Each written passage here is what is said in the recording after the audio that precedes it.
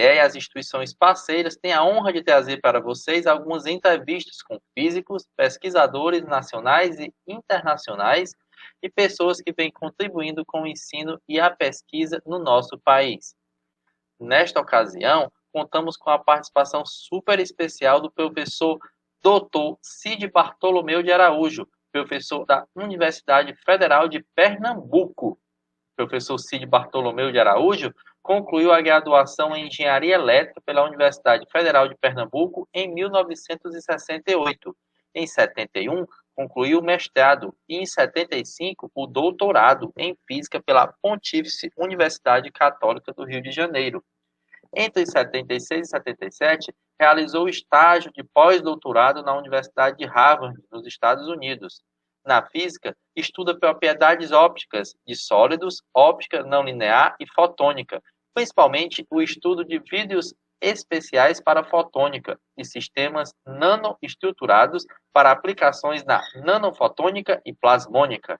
Foi um dos fundadores do Departamento de Física da UFPE, possui graus nas classes Comendador e Grão Cruz da Ordem Nacional do Mérito Científico e foi o primeiro brasileiro a receber o Prêmio Galileu Galilei, em 2003, da Comissão Internacional de Óptica. Além de ser membro da Academia Brasileira de Ciências, também faz parte da Sociedade Óptica da América, da Sociedade Brasileira de Física, da Sociedade Americana de Física, da Sociedade Internacional de Engenharia Óptica, da Sociedade Brasileira para o Progresso da Ciência e da Academia Mundial de Ciências. Professor Cid, é um prazer estar recebendo você aqui nas comemorações do Físico. Bom dia, é um prazer todo meu por estar participando aqui dessa live. Então, eu estou à sua disposição para as perguntas. Queria que você começasse falando sobre a sua trajetória, né? Dando início desde a graduação até o pós-doutorado, como é que surgiu esse interesse pela física. Ok. Bem, você já disse a parte formal aí, não é? Que eu fiz a graduação em engenharia, depois fiz o mestrado e o doutorado em física. Talvez eu deva comentar um pouquinho por que eu saí da engenharia para a física. Ou talvez ainda, por que eu fiz a engenharia inicialmente. Na verdade, quando eu fiz o vestibular, eu decidi por fazer engenharia elétrica, que era o curso que me parecia com maior conteúdo científico dentre as engenharias. Na época, aqui no Recife, não existia um curso de graduação em física. Então, a engenharia me pareceu a coisa mais interessante a fazer, porque eu gostava de física e de matemática. Bom, no decorrer do curso, já no 5º semestre, então começaram a haver as disciplinas você sabe, no 1º e o 2º ano, os 4 semestres iniciais, você tem a parte básica, que tem física, matemática. Já no 5º período, então, aparecem as disciplinas profissionais. E nessa ocasião, então, eu já achei que aquelas disciplinas não me atraíam muito. E, na verdade, eu gostava mesmo da física e da matemática. Como não existia curso de física, eu continuei na engenharia elétrica até o final do curso. Mas, já no 6º semestre, então passei a participar de alguns seminários que eram baseados em disciplinas de curso de graduação em física. E para isso eu contei então com alguns professores da escola de engenharia que ensinavam física e que estavam interessados em motivar estudantes para a física. Então eu fiz as disciplinas de conteúdo básico do curso de bacharelado em física e terminei o curso de engenharia, tendo feito então essa complementação lá para o bacharelado. Daí eu saí para fazer a pós-graduação em física, inicialmente o mestrado na PUC do Rio de Janeiro e, posteriormente, o doutorado na PUC do Rio de Janeiro. Bom, então, em termos de datas, eu terminei a engenharia em dezembro de 68, em janeiro de 69 eu viajei para o Rio de Janeiro, em julho de 71 eu terminei o mestrado, em julho de 75, terminei o doutorado. O doutorado ele foi feito parcialmente aqui no Recife, porque naquela ocasião, ou naqueles anos, nós tivemos a oportunidade, eu e 4 outros colegas, tivemos a oportunidade de poder construir, ou desenvolver, ou implantar pesquisa em física aqui no Recife. Então, nós contamos com o apoio financeiro do CNPq e contamos com o apoio científico de alguns físicos brasileiros importantes no cenário nacional na época. O principal deles foi o Sérgio Mascarenhas, que era um físico de São Carlos e que foi fundamental para iniciarmos o projeto de implantação do grupo de pesquisa no Recife. Outra pessoa que foi muito importante foi o Sérgio Rezende, que na época era professor na PUC do Rio de Janeiro e que nós convidamos para que ele viesse para o Recife. Ele aceitou, felizmente, e fez parte, então, ele era a pessoa mais experiente na época, apesar de que todos nós éramos muito jovens. Nós tínhamos, em 1971, eu tinha 26 anos, o Sérgio tinha 31, então você vê que nós éramos muito jovens, com ambição grande e difícil de acreditar na possibilidade de fazer tudo que foi feito, afinal. Os outros colegas eram todos da mesma idade, nós concluímos curso de engenharia juntos. Então, nós iniciamos aí a implantação do Departamento de Física, construímos, implantamos o curso de bacharelado. Na época existia apenas a licenciatura. Existiam cerca de 20 professores na física, mas todos eles eram professores de tempo parcial e tinham formação como engenheiro. Então, eles trabalhavam como engenheiro fora da universidade e davam aulas de física básica na universidade. Então, o grupo do qual eu participei, que era formado, então, por 6 pessoas, né, nós éramos os únicos que tinham uma formação maior em física. Bom, então, nós iniciamos o curso de bacharelado já em 1972. 1972 já tínhamos os primeiros estudantes de bacharelado. Foram alunos que foram transferidos da engenharia, que vieram para cá, para a física, para fazer disciplinas de terceiro e quarto ano. Então, em 73 ou 74, não tenho certeza, talvez 73, nós tivemos a primeira turma de bacharelado. Eles fizeram apenas 2 anos conosco. Eles vinham da engenharia, tinham feito o primeiro e o segundo ano na engenharia, e vieram para cá e fizeram o terceiro e o quarto ano na física, completaram em 73. Foi uma turma de 3 alunos apenas, né? Bom, então isso aí é o início do departamento. Acontece que nós começamos o departamento com salas vazias, não existia equipamento, existia só laboratório de ensino. Eu tinha feito o mestrado em física experimental e gostaria de fazer o doutorado. Veja, nessa época eu tinha apenas o mestrado. E eu gostaria de fazer o doutorado em física experimental. Então, a ideia foi de que eu faria os cursos teóricos requeridos para o doutorado na PUC do Rio de Janeiro e fazia as experiências que levariam a minha tese de doutorado aqui no Recife. Então, começamos com sala vazia, comprando equipamento, e aí vieram todas as dificuldades que são inerentes à implantação de um laboratório no Brasil, e principalmente naquela época, em 1973, 74, por aí. Bom, então eu comecei a minha tese de doutorado, a parte experimental, tendo que construir a subestação do laboratório. Então você vê que a coisa era muito primitiva e comecei, a partir de certo ponto, a ficar preocupado e resolvi fazer teoria, né? Então, ao final da tese de doutorado, ou seja, minha tese de doutorado, ela constou de 5 artigos teóricos, com mais alguma coisa experimental, mas muito pouco, do ponto de vista experimental. Então, o trabalho principal foi um trabalho teórico, eu me considerando experimental, mas tendo as limitações da época. Isso foi concluído em julho de 75. Em janeiro de 76, eu viajei para o pós-doutorado. Bem, a escolha do pós-doutorado foi feita da seguinte maneira. O tema da minha tese de doutorado tinha a ver com ressonância magnética não linear. Ou seja, são efeitos que acontecem em materiais magnéticos quando se tem micro-ondas com muito alta potência. Bom, isso tinha uma correlação muito grande com a área de ótica não linear.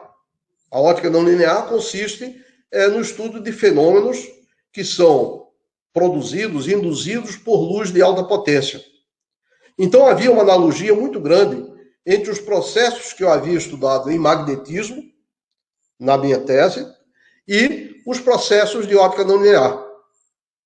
E havia mais uma coincidência muito grande, que era o seguinte: um pesquisador muito importante, que eu tinha estudado alguns artigos dele durante o período de doutorado, ele foi pioneiro na área de ótica não linear. Ou seja, ele trabalhou em magnetismo não linear, ressonância magnética não linear, e evoluiu no sentido de que, passado o tempo, ele passou a trabalhar nessa outra área, que era uma área emergente, uma área muito nova na época, que era a área de ótica não linear.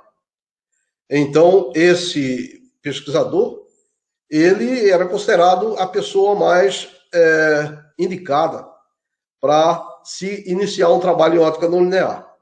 E como ele tinha um nome, era muito famoso e tal, eu escrevi lá para Harvard University, na época, me candidatando a fazer o pós-doutorado, mas eu não acreditava muito que ia ser aceito não, sabe?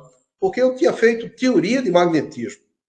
Felizmente eu fui aceito, apesar de não ter nenhum título, nenhum curso formal em ótica não linear. Isso me deu a oportunidade, então, de entrar nessa área, de estudar coisas básicas e de começar a fazer experiência. E eu estou nessa área desde aquela época, né? Então, essa é uma área que são experiências, ela é uma área experimental, mas que, como todo trabalho de física experimental, ela tem que ser compatibilizada, ela tem que ser analisada do ponto de vista teórico, então ela me permite fazer tanto experiências quanto teoria. Bom, então essa aí é a trajetória até o pós-doutorado. Terminado o pós-doutorado, voltei para o Recife com o objetivo, já existia então o departamento, nós tínhamos iniciado lá em 1971, quando eu voltei foi em janeiro de 78. E aí a minha prioridade na época era iniciar um laboratório de ótica não linear. Na época nós conseguimos recursos para comprar o primeiro laser de alta potência aqui para a universidade. Na verdade, naquela época, ótica não linear não era uma disciplina, não era uma área difundida no Brasil. Então, existia uma pessoa que tinha alguma experiência de ótica não linear lá em Campinas, e no resto do Brasil não existia físicos experimentais trabalhando nessa área. Então, nós tivemos que começar o primeiro laboratório de ótica não linear aqui no Recife, e começamos, então, a trabalhar nessa área e que eu venho trabalhando até hoje. Eu não sei se isso aí responde a sua pergunta inicial, mas eu acho que à medida que a entrevista for evoluindo, a gente vai falando complementando isso aí. Sim, com certeza responde, foi uma trajetória muito legal. Professor, aí assim, eu queria que você falasse um pouco da questão das suas pesquisas, né? Você tem trabalhado sobre a questão da óptica e suas propriedades, né? E eu queria que você falasse um pouco dos trabalhos desenvolvidos ao longo dos anos, como é que se deu essas áreas das pesquisas. Certo. Veja, a área tem esse nome ótica não linear, né? O marco inicial da área de ótica não linear, ele é considerado em 1961. Veja, o laser foi construído o primeiro laser em 1960. Então, o laser deu a oportunidade, então, de se ter uma fonte de luz na qual se tem bastante potência concentrada num feixe com dimensões pequenas. Então, isso possibilita você ter, se você focaliza esse feixe de luz, você passa a ter campo elétrico muito intenso na região que você focaliza. Então, isso dá margem a se estudar fenômenos que não eram normalmente estudados pelas pessoas que estudavam ótica nos anos anteriores a 1960. Então surgiu uma área nova que é essa chamada de ótica não linear. Quais são os fenômenos fundamentais aí? O fato de você usar luz de alta potência permite, por exemplo, você gerar luz com novos comprimentos de onda, novas cores. Por exemplo, eu posso ter um laser emitindo luz infravermelha que passa por um cristal e esse cristal gera luz no visível. Então, isso é o que se chama geração de harmônicos, né? Essa é uma possibilidade. Na época, quando isso aí foi descoberto, qual era a importância disso? A importância era que então se poderia ter acesso a outras regiões de frequências ópticas, ou seja, de cores diferentes, para realizar estudos em diferentes sistemas físicos. Bom, então houve inicialmente um grande investimento em estudo de novos materiais para aquela época. São líquidos diversos, alguns cristais existentes na época, alguns vidros existentes na época. Veja, e qual era a motivação disso? A motivação era fazer, inicialmente, ciência básica. Você entra numa nova área, ninguém estudou antes isso, então você começa a descobrir vários novos fenômenos que na ótica convencional não eram conhecidos. Bom, e por que se pôde começar nessa área? Porque foi desenvolvido um novo dispositivo óptico. Ou seja, as pessoas deixaram de fazer experiências com lâmpada para fazer experiência com laser, que é um dispositivo. Então, apareceu grande variedade de fenômenos que passaram a ser estudados. E à medida que você faz estudo de novos fenômenos, conhece novos materiais, naturalmente você vai na direção de desenvolver dispositivos, desenvolver novas tecnologias, etc. Então, aí são vários exemplos que existem, né? Aplicações em comunicações, aplicação no estudo de fenômenos biológicos, por exemplo, né? Então, efeitos estudados, por exemplo, não em materiais, mas em sistemas biológicos que têm a ver com doenças, então passaram a ser estudados também. Bom, o conjunto de todos esses fenômenos, experiências, dispositivos, ganhou um nome diferente à medida que o tempo foi passando. O nome chama-se fotônica, né? E, em particular, a fotônica não linear. Então, o que é fotônica?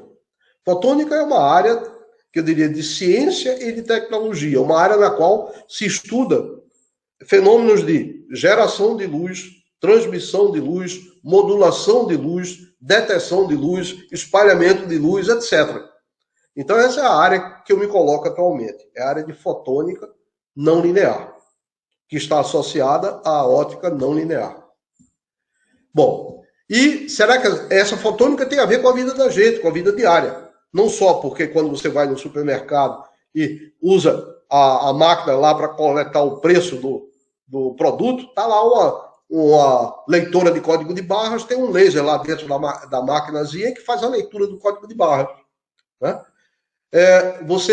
Fotônica também é o que acontece quando você põe um CD ou um DVD e vai escutar música ou ver imagem, né? Tem lá um laser lá dentro que está lendo. Mas não é só o laser que é um dispositivo óptico, um dispositivo fotônico. É também a forma como você imprime a imagem naquele disco que está lá, né? Então, se eu pego o telefone e ligo para alguém, de novo eu estou usando óptica, estou usando fotônica, porque a minha voz está sendo convertida numa corrente elétrica, que é convertida num conjunto de pulsos que viajam, pulsos de luz, que vão viajar através de uma fibra óptica. Então, veja, a fotônica está na vida da gente, né? E então, tem um problema que é o seguinte, normalmente as pessoas, em geral, não reconhecem isso, né? Porque está sempre embutido, está sempre escondida a óptica, né? Lá dentro do computador você tem óptica. Dentro do sistema de som, no leitor de DVD, você tem óptica e assim por diante. Então, as pesquisas que eu faço não têm a ver diretamente com o dispositivo, eu não sou engenheiro, mas os temas de pesquisa são temas que estão relacionados com possíveis aplicações. Então, a escolha é, por exemplo, de dizer o seguinte: eu estou estudando um fenômeno, num material novo, que vai me possibilitar encontrar um efeito com maior eficiência do que é conhecido no momento. E esse efeito pode ser um efeito que pode ser usado, por exemplo, para fazer modulação óptica, para fazer aritmética num computador óptico e assim por diante. Então, os temas de pesquisa são escolhidos visando futuras aplicações. Por exemplo, atualmente tem trabalhado muito com lasers de pulsos curtos. Isso significa é um laser que emite um conjunto de pulsos de luz com duração muito curta. Por exemplo, duração de 10 a menos 13 do segundo. O que é isso? É da ordem de 10 mil bilionésimos do segundo. Oh, desculpa, está errado. Não é 10 mil, 10 a menos 13. Então, 10 a menos 9 é 1 bilionésimo do segundo. 10 a menos 13 é 10 a menos 4. É 1/10 de milésimo de 1 bilionésimo do segundo. Então, um tempo muito curto. Né? Então, um conjunto de pulsos muito curtos que permitem estudar fenômenos que acontecem muito rapidamente na natureza. Um fenômeno como, por exemplo, o fenômeno da visão. O fenômeno da visão ele acontece, tem uma primeira reação da sua retina, que acontece em tempos da ordem de alguns picosegundos, da ordem de 10 a menos 12 do segundo, ou seja, da ordem de 1 milésimo de 1 bilionésimo do segundo. Então, com o laser de femtosegundos, eu posso estudar a evolução de um efeito como esse. Por exemplo, uma coisa que nós estudamos no passado por exemplo, a resposta de uma molécula chamada retinal, que é um constituinte da retina, que muda de configuração espacial quando chega a primeira fóton de luz no olho da pessoa. Ou seja, são os primeiros instantes da visão. Eu não sou médico, não sou oftalmologista, mas eu posso estudar aquela molécula e dizer como resultado, olha, o que está acontecendo é isso, está havendo essa modificação na distribuição de elétrons da molécula, está havendo essa distribuição, mudança espacial da molécula, etc, etc, que pode ser útil para alguém que faz fisiologia no futuro. Um outro exemplo é o exemplo de modulação de luz. A modulação de luz significa dizer o seguinte: para eu transmitir uma mensagem, eu não posso transmitir uma mensagem com um laser que emite luz continuamente. Tá? Eu tenho que interromper esse feixe de luz de uma forma controlada, de modo a colocar uma mensagem dentro daquele feixe de luz. Veja, isso é uma coisa que a humanidade sabe fazer há muitos e muitos anos, né? A gente, quando os filmes onde a gente vê o índio lá jogando a fumaça para cima de uma forma a transmitir a informação, ele está produzindo uma modulação, né? Um sinal modulado. Né? Então aqui você pode aqui você faz isso também, né? O sistema de comunicação via fibra ótica é isso, né? Você produz que se chama um trem de pulsos com uma certa taxa de repetição para onde você está imprimindo uma mensagem. Então é importante você conhecer materiais que permitam fazer isso com a velocidade maior possível. Então é importante construir moduladores ópticos que permitam isso. Então, isso aí é uma das áreas de pesquisa nas quais o nosso laboratório investiu bastante alguns anos atrás, com o desenvolvimento de materiais apropriados para isso e o estudo da resposta óptica desses materiais. Olha, esses mesmos materiais, eles podem ser usados, por exemplo, para se fazer chaves ópticas ultra rápidas. Então é o seguinte, é uma coisa análoga a um interruptor de eletricidade de parede.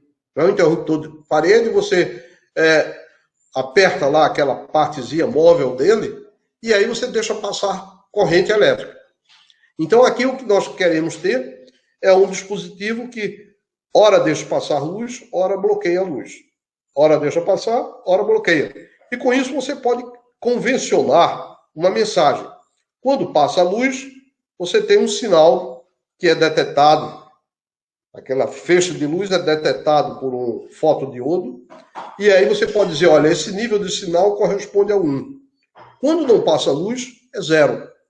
Então, com isso, você pode fazer um conjunto de pulsos que correspondam a 1 e 0. E isso é o que se faz normalmente num computador convencional eletrônico.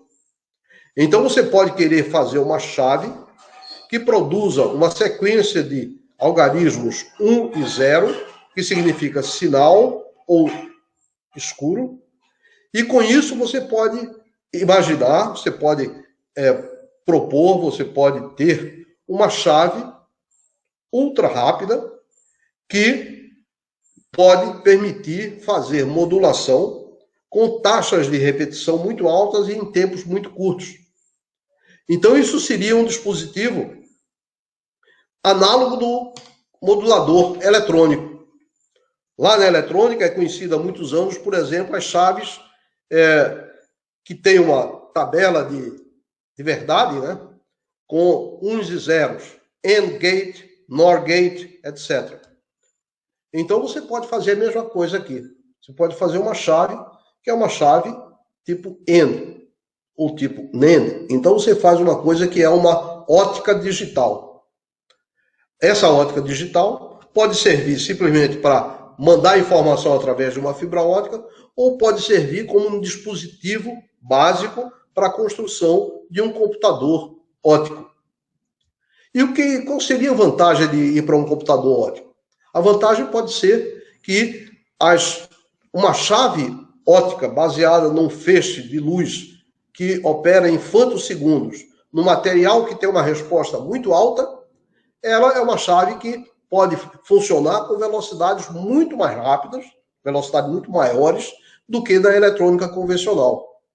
Então, se você olha para um circuito integrado desses que fazem operação de porta lógica, eles comutam entre 0 e 1 com tempos da ordem de, na melhor das hipóteses, picosegundos. Convencionalmente, são nanosegundos, ou seja, 1 bilionésimo do segundo. Aqui, com o dispositivo óptico, você pode trabalhar numa faixa que é 1 milhão de vezes mais rápido do que na eletrônica. Isso significa dizer que, em princípio, no futuro, você pode ter computadores que operem com velocidades da ordem de 10 mil vezes maior do que o computador eletrônico convencional. Então, a escolha dos materiais para fazer isso é parte do nosso trabalho. Nós estudamos os materiais apropriados para isso e demonstramos que esses materiais podem fazer isso ou aquilo. Mais recentemente, nós temos trabalhado com materiais nanoestruturados. O que é isso? São materiais, são nanocristais, nanopartículas metálicas. Nano significa 10 a menos 9, ou seja, 1 bilionésimo. Então, uma partícula que tem 1 nanômetro de diâmetro, ela tem 1 bilionésimo do metro. Então, é uma partícula muito pequena, você não enxerga a partícula, você precisa de um microscópio eletrônico para ver isso. Mas se você usa essa partícula dentro de um determinado material sólido, e se você pode controlar a quantidade dessas partículas, então você pode explorar as propriedades que são únicas dessas partículas, que não estariam presentes em materiais que não fossem nanoestruturados. Bom, então a escolha dos temas de pesquisa vai muito nessa direção, né? Ou seja, nós escolhemos aqueles temas que dão possibilidade de levar a dispositivos, a técnicas no futuro que correspondam a avanços tecnológicos. Então, eu diria, em geral, é isso, né? Que tipo de materiais nós estudamos? Olha, nós estudamos cristais diversos, transparentes e não transparentes. nós estudamos partículas metálicas, nós estudamos materiais orgânicos, tem vários materiais orgânicos que são interessantes, por exemplo, para fazer célula solar. Então, é uma variedade grande. Isso traz uma característica muito importante dessa área de ótica não linear e fotônica não linear. É que você tem que desenvolver um certo conhecimento em várias áreas. Né? Você não estuda apenas aquele material, daquele tipo, ou só com aquele efeito. Né? Você estuda vários possíveis efeitos com materiais que se apresentam de diferentes formas, que podem ser líquidos, sólidos ou gasosos. Então, eu diria uma área muito interessante, na qual eu vou morrer, mas eu vou estar sempre fazendo alguma coisa diferente e aprendendo alguma coisa diferente. Né? Tem uma música brasileira que fala do eterno aprendiz. Né? Então, trabalhando nessa área, você é um eterno aprendiz. Né? De modo que é uma área que é muito estimulante. Professor, nosso tempo aqui já está bem adiantado, mas eu queria que você deixasse... Puxa, eu falei demais, então. Não, tranquilo, mas foi bom demais, foi bem esclarecedor. Mas eu vou lhe dar aí 2 minutinhos para que você deixe uma mensagem aqui para os estudantes de física, esse pessoal que está aí na graduação, ou mesmo o pessoal que está pensando em ingressar no curso de física. Eu queria que você deixasse uma mensagem de quem tem bastante experiência, de quem já passou por muita coisa no campo da física e ainda hoje é estudioso, né? Eu queria que você deixasse essa mensagem. O que é que você tem a dizer para esses jovens que pretendem trilhar o caminho que um dia o senhor iniciou? Ok, Rafael, primeiro eu peço desculpas por ter excedido o tempo aí previsto para a resposta, mas com relação aos que estão aí em fase de escolher a profissão, fazer o vestibular, etc., eu acho que a principal recomendação que a gente pode dar é o seguinte: a escolha da área, da atividade futura, ela deve ser condicionada ao interesse que aquela área desperta em cada um. Ou seja, eu não considero que não é importante, por exemplo, saber que atualmente é um mercado de trabalho que está atraindo muita gente. Não. A coisa mais importante é se aquela atividade lhe agrada, lhe interessa. Então, eu diria que essa é, sem dúvida nenhuma, a condição fundamental para a escolha da área. Se você gosta daquilo, vai com aquilo, porque é aquilo que você vai fazer durante muito tempo na sua vida. Claro que você pode mudar, né? Mas a escolha da área, eu acho que tem que ser condicionada ao interesse, à beleza que você identifica daquela área, etc. Né? Mas é claro que não deve ficar limitado apenas a isso, né? Ou seja, é fundamental você ter uma formação sólida, uma formação com profundidade naquela área para que você seja capaz de dar uma contribuição que venha a ser importante, né? Ou seja, você faz coisas, você gosta daquelas coisas, você acha bonita, você acha importante, etc. Mas você tem que fazer imaginando o seguinte: uma área como, qualquer que seja a área da física, é uma área competitiva, né? Não existe a física do cajueiro da cidade tal.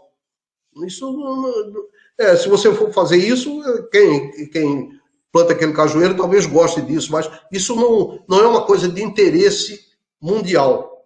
Então, a física, geralmente, você faz opções por áreas que têm interesse mundial. Então, você sabe que quando está trabalhando num determinado tema, a possibilidade de ter alguém trabalhando num país qualquer, numa cidade qualquer, fazendo aquela mesma coisa que você faz, é muito grande a possibilidade. Então, é uma área na qual você compete com pessoas que você não sabe quem são as pessoas. Ou seja, você compete com você mesmo. Você tem que fazer aquilo da melhor maneira possível, da forma mais rápida, mais eficiente. Então, para isso é importante que você tenha realmente, goste daquilo, que você tenha interesse naquilo. E, é claro, né? Ou seja, desafios intelectuais são extremamente excitantes durante toda a vida. De modo que você pode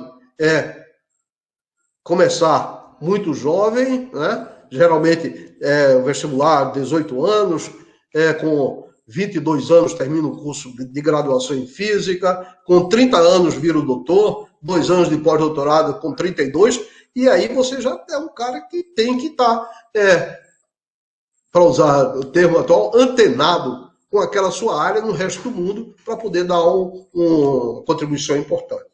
Mas pode ter certeza que se você faz isso, se escolhe a área baseada na atração que ela exerce sobre você, você vai viver muito bem, apesar de todas as dificuldades que existem, principalmente no Brasil, com relação a suporte da sua pesquisa.